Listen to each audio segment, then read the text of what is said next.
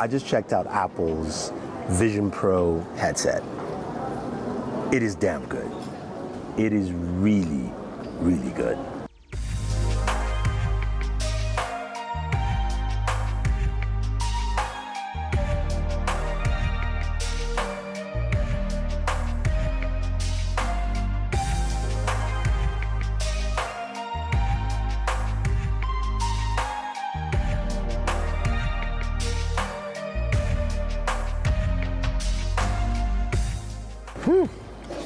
Okay, how do I start this video properly? Because let's just go back to the keynote. Keynote happened, we saw the headset, we saw the price, $34.99, coming out next year. I was like, okay, this thing is probably good, but maybe not that good. Fast forward to me, literally 30 minutes ago. I just came from an hour demo with the Apple Vision Pro headset. And I have to say, I was thoroughly impressed. I was shocked, and I'll tell you why. I'll kind of just take you through the whole process I went through. Now, with this demo, we weren't able to record any of our interaction because, again, this was early for them, so they said no recording, but you can experience it. And they made sure they were able to kind of size and calibrate the headset for each individual. So in my case, I got the headset. I had 2 Apple employees in the room. The reason I say that is because my interaction with them while using the headset was quite interesting. The headset itself looks exactly like what you saw in the keynote. Well built, really solid. This had the battery pack attached to it because, of course, they were running longer demos. We do know the headset itself, 2 hours of battery. With the battery pack, Apple promises all day. Now, I was able to put on the headset quite comfortably. The band at the back is nice. There's a little kind of rotor that can tighten it a little bit, and there's a top strap. And then you've got the crown. Now, in terms of functionality, most of the functionality is done with gestures, with your fingers and looking around with your eyes. The crown is kind of going back to home screen, or maybe, and also just increasing the opacity and blocking out the world and kind of getting to your own space, right? But the first thing you have to do is calibrate your eyes, and there's a short calibration session. It's turns out 2 minutes, and you're in. And this is where the magic happens. This is where you jump into it, and the first thing you see is Vision OS home screen. Very simple, very clean, but what was cool about it is the spatial distance. You've got LiDAR sensors, depth cameras. You have multiple cameras on this thing, and it felt like an episode of Black Mirror where there were, people had the VR headsets or AR headsets, and you could clearly see the floating display. But this wasn't like jittery, it just felt fixed. Now, I had a rep on my left, and the distance between the rep and the display, I could calculate it. It was probably like a 1.5 foot. And I liked that it was there, it was physically there. And then came using gestures. I thought that would be difficult, right? I thought it wouldn't work well. That was one of my biggest concerns. So initially, to tap on an icon or open something, you have to just basically tap with your fingers. So I had my hand in front of me most of the time just because I figured, hey, the cameras are in front, I'll do this. And I realized in 3 to 5 minutes, I didn't have to raise my hand up. And just like the video, from the keynote, I was just right below, down there, and I was just tap, tap, move and stuff. So you could tap, drag, drop, you can move windows around. So multitasking is really easy. I thought it would be difficult. Now, this also helps because you've got sensors around your eyes while you're in the headset. So that tracks that. You've got sensors outside. So while you're moving things around, it doesn't feel like it's floating or you're gonna get dizzy or any of that stuff. Tracking is really good. Now, we looked at photos. The Photos app was cool because you could go through photos, navigate through, swipe through. You could also check out the panorama photos, and once you get into that, it just takes over your whole view, and you're like, okay, wow, this is what panorama images should look like. Now, there were also 3D photos and 3D video. I really liked the video because it felt like you jumped into a memory. Again, I'm gonna go back to Black Mirror because it felt like you jumped to an episode where you could tap into a memory and you were like, wow, yes, I remember when, it was my kid's birthday and they were blowing out the candles, like you were there. That's the visual representation. It didn't look like I was watching something flat. It felt like I was there. and that can be recorded off the headset itself, right? Using the cameras externally, and that's how they capture that. Then you have like a home view. Now, home view allows you to go in and pick kind of like a backdrop that you want, whether it's the mountains, it's the city, and it gives you like this view that, you know, almost takes over the whole screen. Now, using your digital crown, you can actually just rotate it clockwise to fill it up so you're now immersed in your own home view and you don't see anything around you.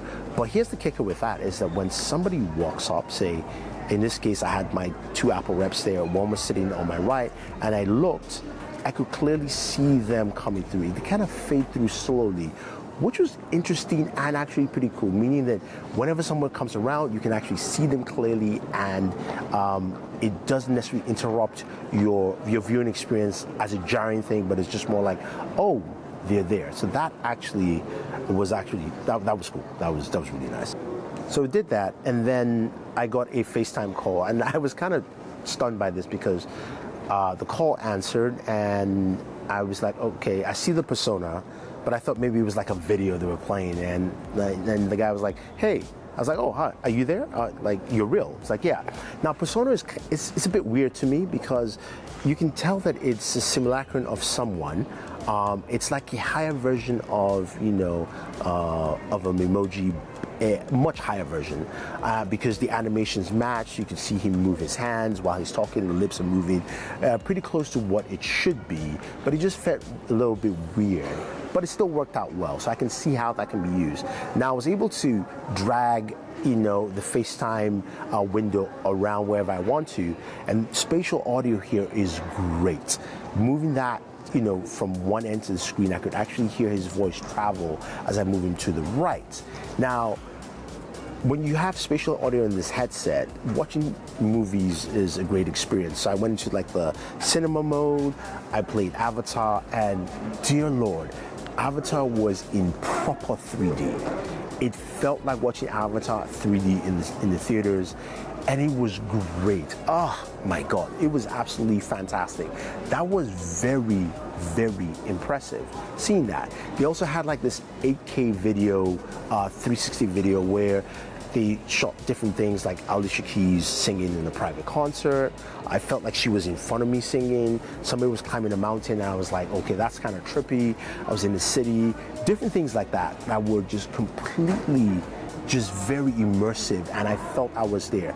But the biggest one was that last demo called Encounter with Dinosaurs. And why I liked this demo was simply this. First thing they said, look, stick your hand out and my finger out, and a butterfly flew and landed on my finger. And I moved my finger around, the butterfly was still there, then it flew off. But the accuracy of pinpointing, because those sensors match. And you think about the kind of calculations that are happening, because as that was happening, a portal opened on the wall in front of me. Now, I gotta give it to them with the M2 chip, the R1 chip, everything felt like it was working in sync with this device. And when that portal opened up, it opened to this prehistoric world where there was like a dinosaur running around and finally ran away, and then a massive T-Rex came and it walked towards the portal. So there's a portal and I can see the world of the dinosaur there, and this is my world. So think about it from like a content creation perspective. Like you can create a portal to different worlds. And you know, told me they said I could get up and walk closer, so I picked it up. I picked up the battery pack and I walked closer, and my depth of field changed to match my distance. It didn't feel like it was shaky or anything off. The portal was still where it was at the wall, but the dinosaur walked through halfway, and I felt I had a dinosaur in front of me. Not like, it's hard to explain. It's not cheesy, you know, AR or cheesy, you know, 3D rendering. It felt realistic. I mean, graphically, yes, it, you know, doesn't look like a real dinosaur, but it felt really there.